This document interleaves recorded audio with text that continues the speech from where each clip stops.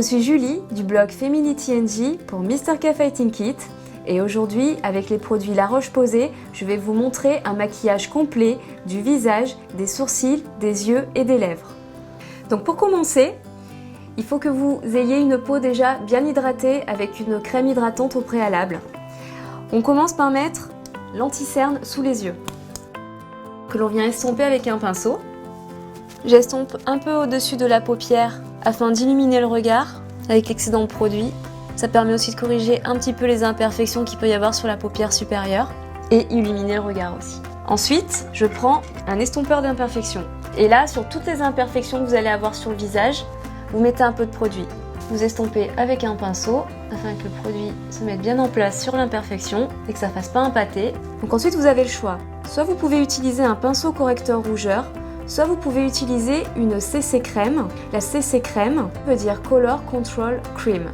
Elle permet de contrôler la couleur du teint, tout comme le pinceau correcteur de rougeur, seulement quand vous avez beaucoup de rougeur, comme ça peut être le cas pendant les traitements parce que la peau est très sèche, il vaut mieux utiliser la CC crème, ça permet de mettre plus de produits uniformément.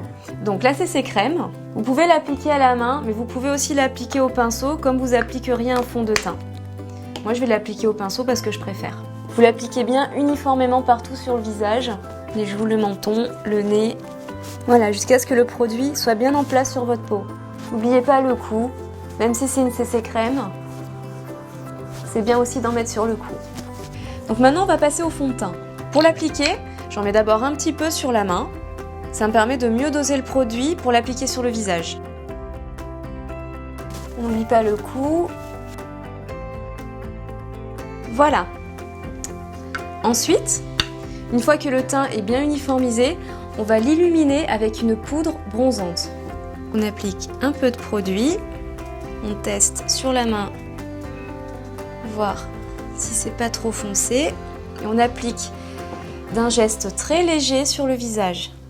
Ça va permettre d'apporter de la bonne mine et de matifier le fond de teint que l'on vient de poser.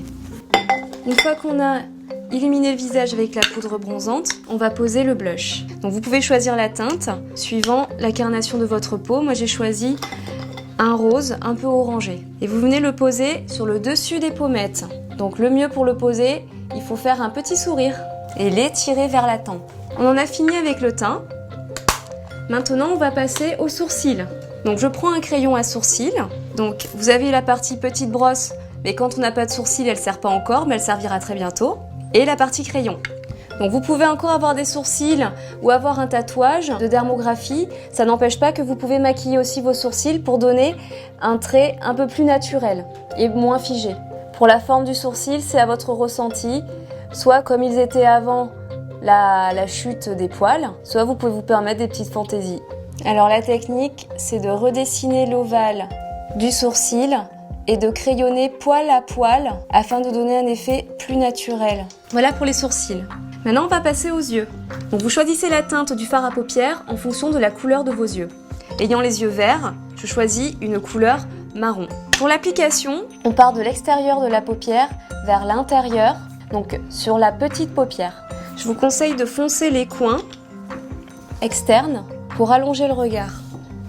Ensuite, vous pouvez mettre une couleur bien plus claire sur le coin interne de l'œil afin d'illuminer le regard. La petite astuce, c'est de poser de la couleur très claire au niveau vraiment de l'interne de l'œil, à ce niveau-là.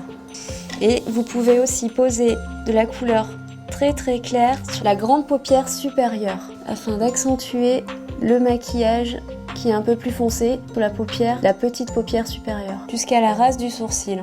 Comme vous êtes en traitement, vous avez peut-être perdu vos cils. Donc pour pallier à ce problème, je vais vous montrer comment créer un effet faux cils. Vous prenez un crayon noir, vous mettez du noir donc à l'intérieur de l'œil sous la paupière, en débordant un peu sur la paupière.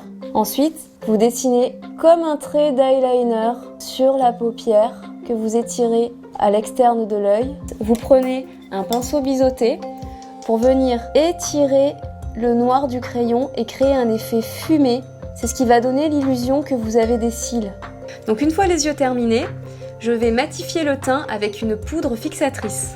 Donc la poudre matifiante permet de fixer le blush et le fond de teint pour toute la journée. Donc vous pouvez y aller gaiement sur son application. Elle permet aussi de ne pas avoir la peau qui brille. Donc, insistez bien sur la zone T, le menton, le nez et le front. Une fois cette poudre posée, on termine par le rouge à lèvres. Alors, ce rouge à lèvres est super parce qu'il a une base hydratante et colorante. En fait, il n'assèche pas du tout les lèvres. Il donne un rendu très naturel.